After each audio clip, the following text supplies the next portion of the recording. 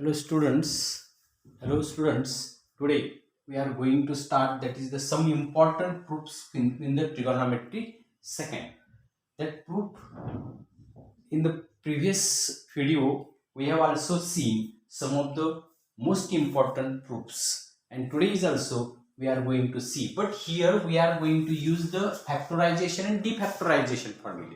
Factorization and defactorization formula means c plus sin c plus d, sin c plus sin d, sin c minus sin d, cos c plus cos t, cos c minus cos d हे फॉर्म्युले जे आहेत हे फॉर्म्युल्या आधारित अशी questions आपण पाहणार आहोत. आणि मी इथं प्रत्येक एक्झाम्पलच्या मध्ये कोणता फॉर्म्युला यूज करायचा आहे हे फॉर्म्युले लिहिले. ते फॉर्म्युले तुम्ही नंतर एका बाजूला उतरून तो पाठांतर करून घ्या. आलं का लक्षात? तर इथं एक्झाम्पल असं आहे, sin 6x plus sin 4x, sin 6x plus sin 4x minus sin 2x equal to 4 cos 2x cos x into sin 2x into cos 3x. LHS घ्यायची आणि आपल्याला ही RHS फाइंड करायची आहे. sin 6x plus sin 4x minus sin 2x हा मी formula घेतला. इथं मी sin c plus sin d चा formula use करतो. इथं sin c plus c means 6x, d means 4x, sin c plus sin d. तो formula काय आहे पहा, 2 sin c plus d by 2 into cos c minus d by 2. हा डिफॅक्टरायझेशन formula मधला हा पहिला फॉर्म्युला आहे आणि तो आपल्याला यूज करायचा आहे. इथे बघा ना, म्हणजे c हा तुमचा 6x आहे आणि d हा 4x आहे. इथं पुट आउट करतो, 2 sin 6x c plus d by 2 means 6x plus 4x means 10x by 2 into cos c minus d by 2 means 6x minus 4x means 2x by 2 minus sin 2x as it is. समजलं का? पहा, हा formula मी मांडलेला आहे. कोणता formula use करायचा तिथं मांडतोय म्हणजे तुम्हाला लक्षात येईल. आता इथं काय केलं पहा, 2 sin 10x by 2 means 5x and 2x by 2 means only x minus sin 2x हा आपला फॉर्म्युला आहे 2 sin x cos x. sin 2x चा फॉर्म्युला काय आहे, 2 sin x cos x असा फॉर्म्युला मी तिथं मांडला. त्याच्यानंतर मी या दोघांमध्ये कॉमन काय दिसते पाहिलं, cos x as a common, 2 as a common means 2 cos x as a common. Here remain sin 5x minus here remain sin x. आणखी एकदा पुन्हा आता हा इथं आपण प्लसचा वापरलाय, sin c plus sin d चा. इथं sin c minus sin d चा फॉर्म्युला यूज केला. sin c minus sin d equal to 2 cos, फक्त इथं काय होणार लक्षात घ्या, c plus d चा असताना इथं sin cos येतो आणि sin c minus sin d येताना cos sin येतो. फक्त एवढाच फरक होतो. बाकी c plus d c minus d ती सेम असतं. 2 cos c plus d by 2 into sin c minus d by 2. तोच फॉर्म्युला यूज करतो इथं, याची अप्लाय करतो. पण 2 cos x into 2 cos c means 5x, d means x, 5x plus x 6x by 2 into sin c minus d means 5x minus x is 4x by 2. Here divide 2 means 3x, here divide 2 means 2x, therefore 2 into 2 4 cos x sin cos 3x sin 2x हे तुमचं answer झालेलं आहे. तो formula लक्षात आलं का? ते prove झालं इक्वल टू RHS म्हटलेलं आहे. याच्यानंतर मी पुढचा क्वेश्चन घेतलेला आहे. तो क्वेश्चन असा आहे की हे बघा, sin x minus sin 3x plus 5 plus sin 5x minus sin 7x divided by cos x minus sin cos 3x minus cos 5x plus cos 7x equal to cot 2x आपल्याला prove करायचं आहे. मी बस थोडंसं व्यवस्थित arrange करून घेतलेले terms. sin 5x ची sin 5x and sin x एकत्र घेतले आणि sin 7x आणि sin 3x एकत्र घेतले. बघा, sin 5x plus sin x आणि sin 7x plus sin 3x या दोघातून मायनस कॉमन काढला. थोडीशी टर्म्स अरेंज करायला लागेल आपल्याला. इथं cos x minus 5x का असं अरेंज करायचं हे त्याचं कारण तुम्हाला सांगतो. जेव्हा c प्लस डी आणि c मायनस डी, आता c प्लस डी म्हणजे 6x होईल आणि c मायनस डी म्हणजे 4x बाय 2 म्हणजे 2 यायला पाहिजे. ते येण्यासाठी हे अरेंजमेंट करायचे असते, त्या टर्म्स येण्यासाठी. इथं काय केलं आपण, cos x आणि cos 5x एकत्र घेतले, cos x minus cos 5x आणि या दोघातून हे दोघे एकत्र घेतले, cos 3x minus cos 7x आणि यातला मायनस कॉमन काढलेला आहे. इथं आपण तेच फॉर्म्युले sine C plus sine D चा एक यूज करायचा आहे आणि साइन इथं बघा sine C plus sine D चा, इथं sine plus C plus sine D चा, इथं cos C minus cos D चा, इथे cos C minus cos D चा फॉर्म्युला यूज करायचा. आता आपल्याला कोणता फॉर्म्युला यूज करायचा आहे, sine C plus sine D चा, म्हणून तोच फॉर्म्युला फक्त मी तिथं ठेवतो, बाकी सर्व काढून टाकतो. Sine C plus sine D चा फॉर्म्युला तुमच्याकडे आहे लक्षात.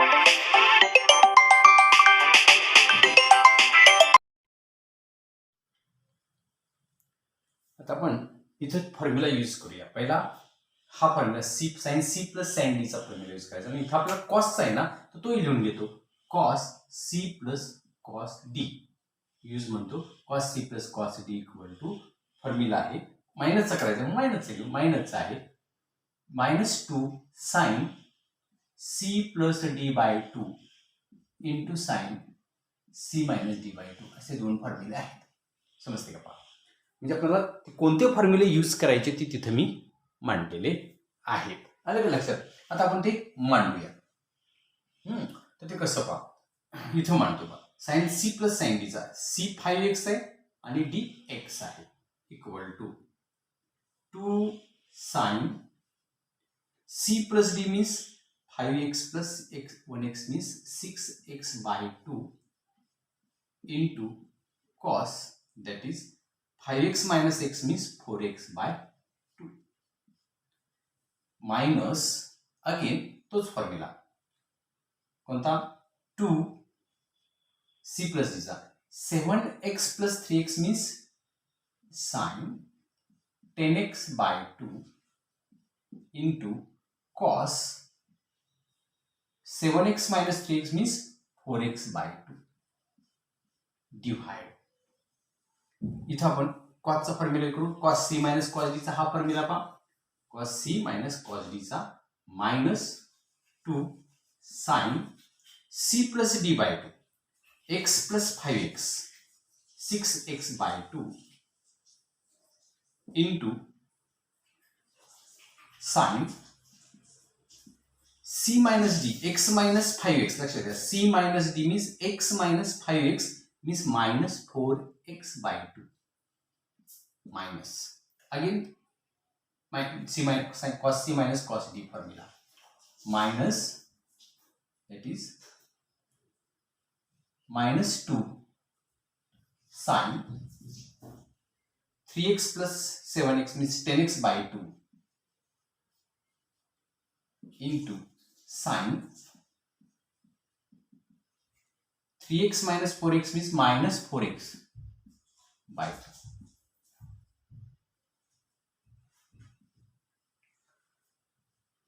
आता इथं आपण डिवाइड करून घेऊया.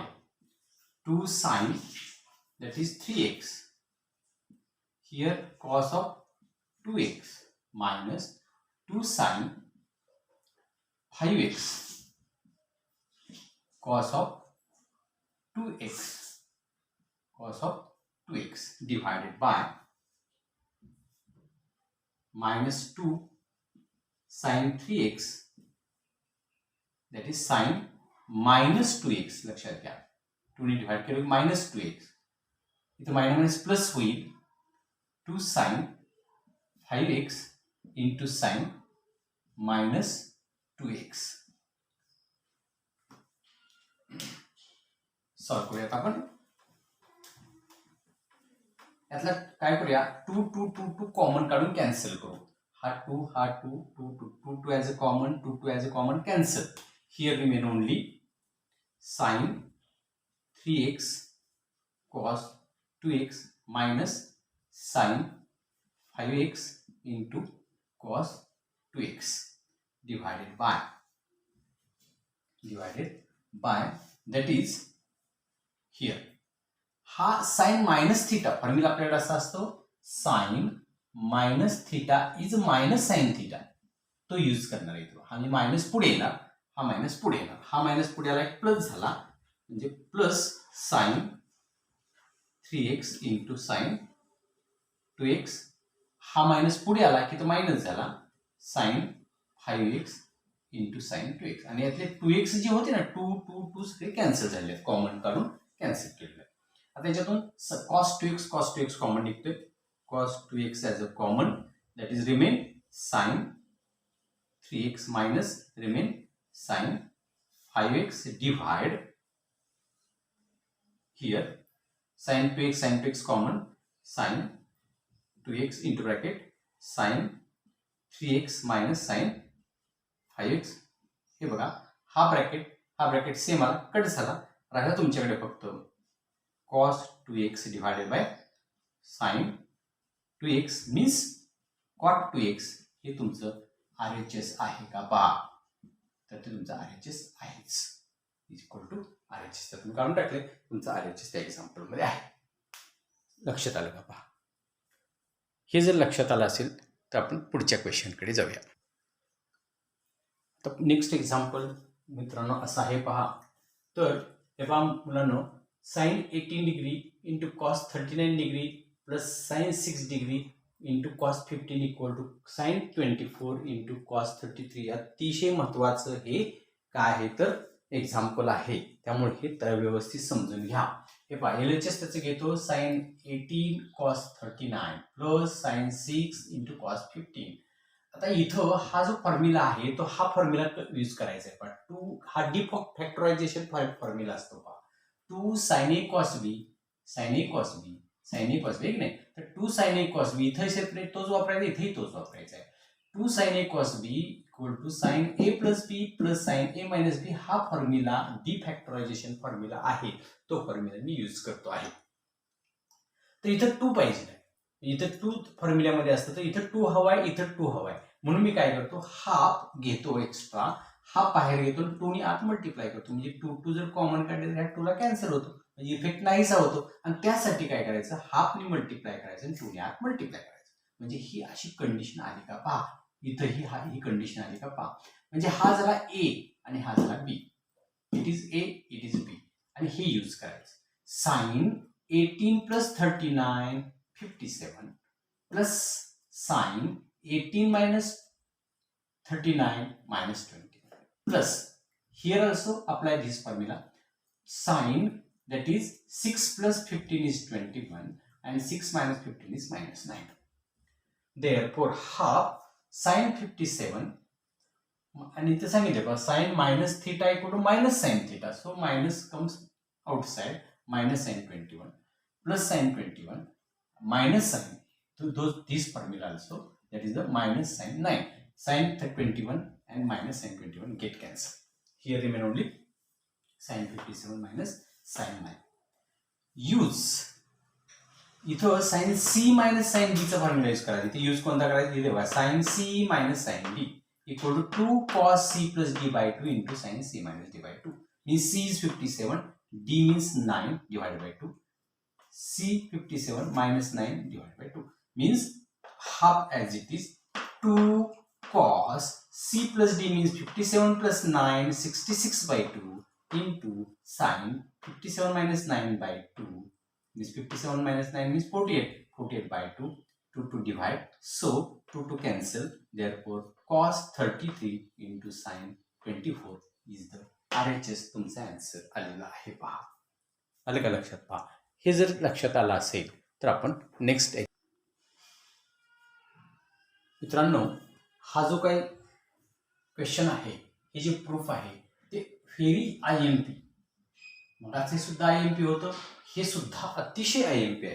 कारण हे 1/16 जो आहे तशा प्रकारचा आपण पाठीमागं साइन 2 थिटाचा फॉर्म्युला 2 साइन थिटा कॉस थिटाने आपण सॉल्व्ह केलेला आहे. पण हा जो हे जे आहे हे आपल्याला वेगळ्या स्वरूपाने सॉल्व्ह करायला लागणार आहे. कसं पहा, cos 20, cos 40, cos 60, cos 80 equal to 1/16 तुम्हाला प्रूव्ह करायचं आहे. आलं का लक्षात. तर ते कसं प्रूव्ह करायचं बघा, अतिशय इम्पॉर्टंट. बऱ्याच वेळा विचारतात मुलांना, हे जमतच नाही, तर हे मी अतिशय सोप्या पद्धतीने तुम्हाला समजून सांगतो, लक्ष द्या. हे पहा, तर हाफ कुठला घेतला तर साइन 60 ची व्हॅल्यू असते हाफ.